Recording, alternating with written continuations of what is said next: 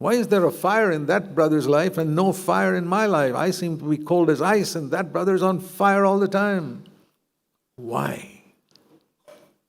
That's what Cain should have asked. I see the fire of God falling on Abel's offering, nothing on mine. Why? And if you see the fire of God in another brother or sister, ask yourself why it is not on your life, instead of getting jealous of that person. But Cain was jealous.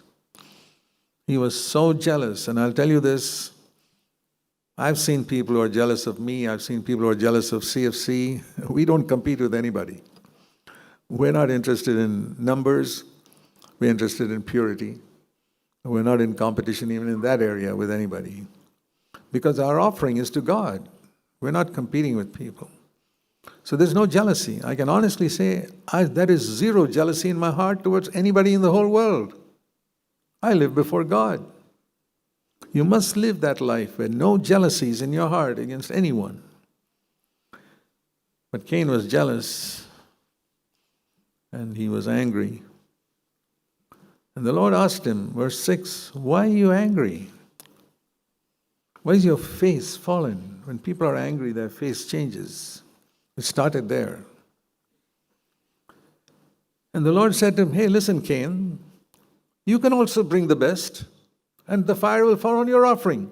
Verse 7, if you do well, in other words, if you bring the best of your grain instead of just gathering some cheap stuff and putting it on my altar, the same fire will fall on you, on your offering, like it fell on Cain's offering, Abel's offering. Why don't you do that? Why should you be angry instead? But if you don't do that, and you're jealous of somebody else who's being blessed more than you,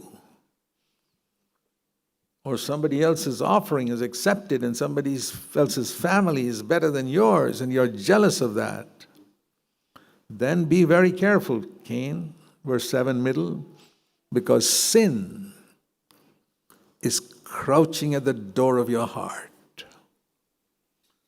That's a great verse. Right in the beginning of the Bible, you read, sin is just waiting outside the door of your heart. Did you know that?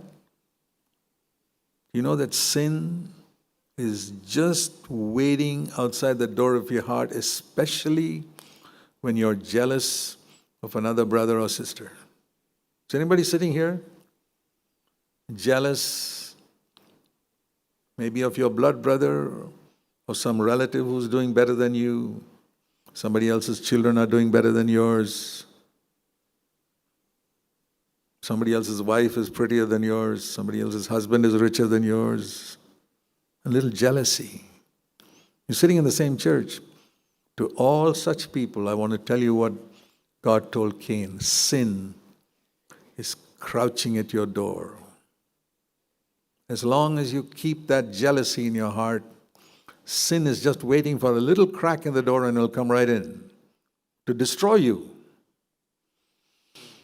That sin, verse 7, its desire is for you. It's like a lion just waiting to eat you up. But, the last part of 7, you must master that sin. Sin shall not be your master. It's not in Romans 6, first of all. It's in Genesis 4. Right at the beginning of time, God gives this message. You must conquer sin. Where did that message come? It came in Genesis chapter 4. So this is not some later message that came 4,000 years later. Right there at the beginning, God says, you must conquer sin. Have you heard that message? Those of you who still have a little jealousy of somebody else, you compare yourself. One of the worst things you can do is to compare yourself with somebody else, because you'll always feel jealous or you'll feel proud. One of the two. Either pride or jealousy, and if you're proud or jealous, sin is crouching at the door of your heart. Maybe God has accepted you and not accepted that other person, and you're aware of it, and you compare yourself. If Abel had compared himself with Cain, sin would have been crouching at the door of his heart too. Not making him jealous, but making him proud.